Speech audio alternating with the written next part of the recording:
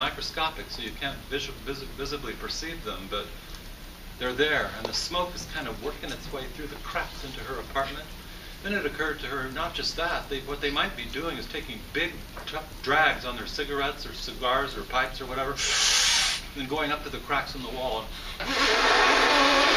So the smoke comes in there. It must be that. Or even they're sitting there with bellows, going like this with it. In other words, they're doing this to torture her because they're offended by her request that they not smoke. And as she thinks more and more about the persecution, as the poisonous fumes are being systematically pumped into her apartment by breath or just by the cracks themselves or by the bellows or whatever it is, she thinks she's just going to die from the respiratory difficulty she has. So she runs out of her apartment onto the front steps outside. Now I need some keys to be my prop for the story. The therapist is thinking, uh-oh, this is not good. What's happening? What's going to happen next? He says, so what happened then?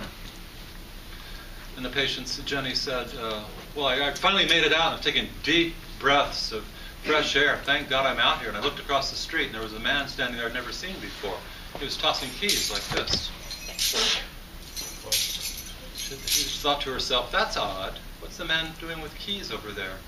And she looked down to the right, at the end of the block. Guess what? There was another man there, and guess what? He was holding keys, and every once in a while he'd go like this.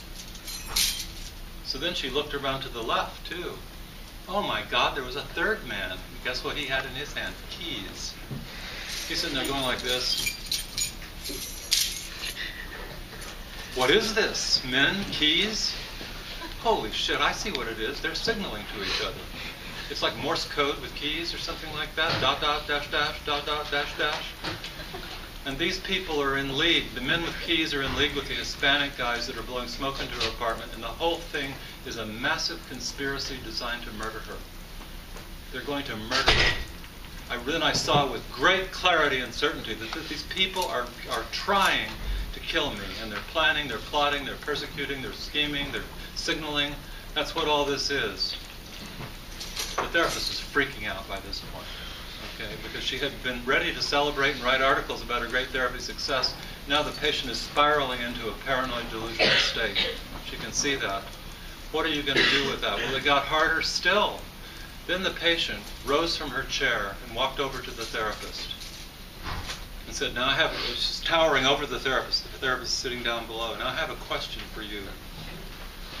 The therapist said, what is that question? Do you believe the story I just told you? Do you think it's true that the men with keys were there and they were signaling? Do you believe the story I told you? Do you? And he's screaming at the top. I'm not going to scream. They'll wreck my voice. But do you believe me? God damn it! I need to know now. Wham! On the table. Okay. This is a tough moment for therapists, you know, where your patient is spiraling into something that seems totally wrong in the therapist's reality. So it raises this question of what is real. How do you interpret something? How do you handle something that maybe deviates dramatically from what is possible or real in your reality, yet it appears to be real certainly to this patient's reality? So the therapist is wondering about all this, not knowing what to do. The patient's almost ready to attack her. What is she going to say? She doesn't want to lie to the patient, but the therapist also, though, was trying hard to think fast about what had happened. Something's causing this. And there's a wonderful, interesting point illustrated by this case, which we're going to get to. I hope I can make it clear. Why is this woman going paranoid on me right now?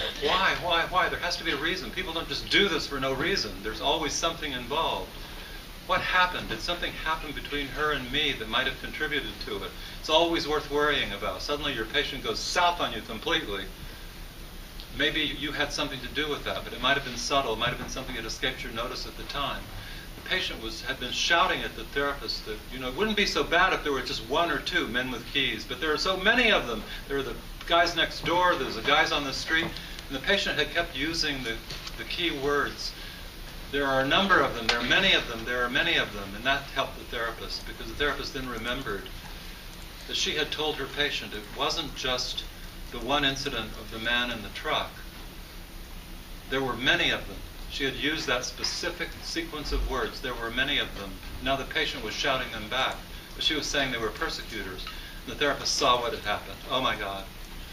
See, here's what, this is going to be hard for you guys to believe, but here's what the thought she saw, that when she gave the patient, the well-intended feedback and mirroring for the new theme, she had listed off a series of episodes in which the patient had experienced reflection, rethinking, retrospective revision of her earlier interpretations. And she had said there are so many of them. And she saw that maybe this had gone in not as a compliment, not as an encouragement, but instead as some horrible persecution that was an invalidation. So she decided the only way to help this patient was to get back to that if she could in the first place. But in the meantime, she's stuck there because the patient is telling her these things are happening and demanding to know if she believes them. Here's what she said, and I admire her for being able to say this. And a phenomenologist could say this convincingly and mean it too, even though what she's saying seems to be at odds with what the therapist believed to be true for her in her reality. She said it like this: Jenny, you're telling me what is happening to you. Of course I believe you. I have always believed you. Of course I do. So you just put it there, definitive, final, there's that. Part one. Part two, said the therapist, but there's something else very important that I want to get back to. What's that? Said the patient. Remember our last conversation when you were here last time? Remember we talked about the man in the white truck, and then I told you some other examples of things that seemed similar to me, and the patient then said, oh, you mean that part when you told me I wasn't fit to live with other human beings? See, that was the key right there. You told me I wasn't fit to live with other human beings. The patient had not heard the therapist saying, this is a wonderful new capacity for self-reflection. She had heard just the first part of each story, the misinterpretation the patient had made. Misinterpretation of the man at the laundromat, misinterpretation of the man in the truck, misinterpretation of the milkman delivery guy, summing up the whole thing as being she just was a completely worthless person who didn't know the first thing of how to get along with other people, misinterpreted everything, and wasn't fit to live with other human beings. That's how it had gone in.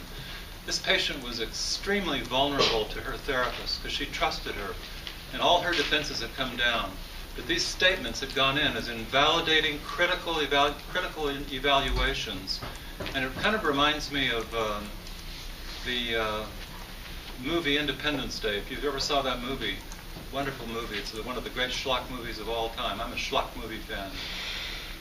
Anyway, what happens at the end of that is they take a nuclear missile with a thermonuclear warhead on it and put it into the mothership of the aliens and blow them sky high, after getting the shields down in the first place by injecting a virus into their computer system, which is all preposterous, but still in all it was great.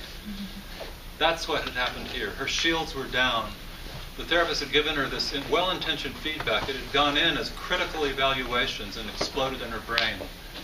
And her understanding and mine was that the smoke coming in the apartment through the cracks, the poisonous smoke, was already it's a symbol. It's a vivid symbol of the intrusive invalidation and invasion by the negative ascriptions and negative attitudes the patient had heard the therapist using against her there. And it just got worse and worse.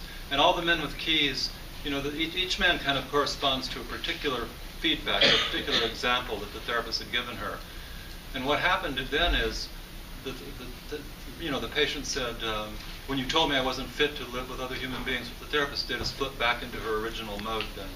She said, of course it sounds like that. Yes, of course, I understand that. Oh my God, I'm so sorry. Please know I didn't mean to hurt you or disparage you or devalue you, but of course that's what it sounded like. Yes, yes, yes, yes.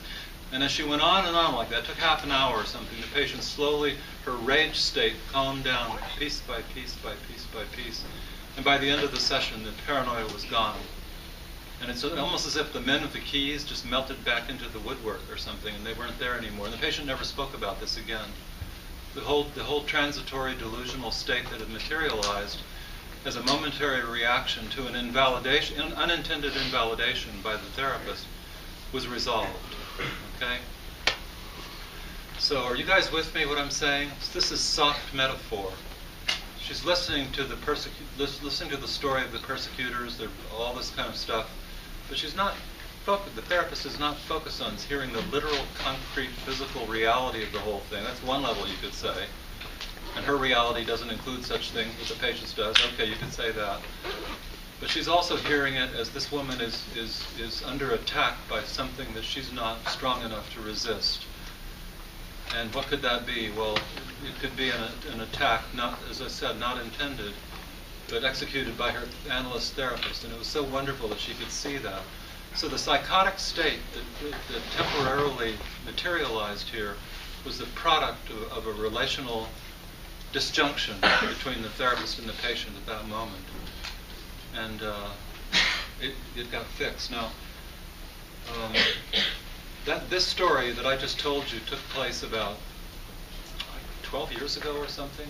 We're now 20 years, 25 years down the road, and it's good to know, it's good to follow these cases over the long term.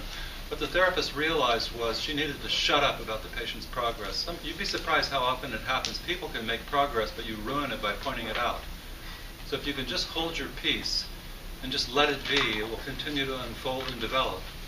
There's so many cases of that. You'll hear other cases of that. Later in the semester, I'll talk about one of my own cases of a multiple personality. When she began to put herself together and become whole, I made the mistake of commenting on that and have the whole thing go backwards about 6 months as a result of my stupid comment.